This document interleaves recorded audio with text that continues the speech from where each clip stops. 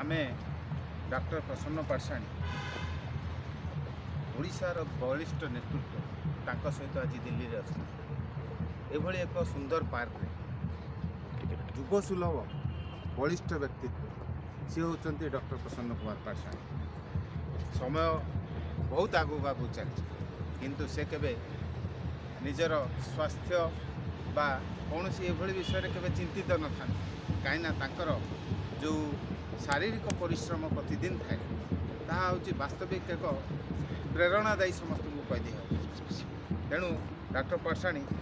आज युवसुलभ व्यक्तित्व मान आपणकर ए नहीं वाणी सुस्थ रहा एवं समाज को आगक नवा से नहीं आपड़ किसी कह तारुण्य तुम्हें आहरी जल जल उठी तुम पादर तली माटिर तल सबुज मन सबक मताई माताल कर खेली मुझे निहार ये तारुण्यर शब्द एवं ये तारुण्यर लड़े संग्राम कर मन भर प्राण भर आत्मा भर जहाँ युवक से युवक जे दिन में शुए ना और से युवक जे तार स्वास्थ्य जत्न नहीं माने तुम्हें जो तुम स्वास्थ्य जत्न नब तुम स्वास्थ्य तुम जत्न नब ये कहीं भूली जाऊ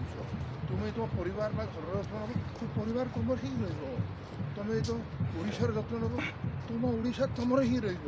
तुम भारतर जत्न नब तुम तुम भर जातीयतार एकाग्रतार जो उत्स अच्छी सारा विश्व बंदित हो तुम यदि सारा विश्व जत्न नब सारा विश्व तुम रही तुम से कौन कले ये जाति उठो कवि कहले जाति उठो करके देखा पड़े।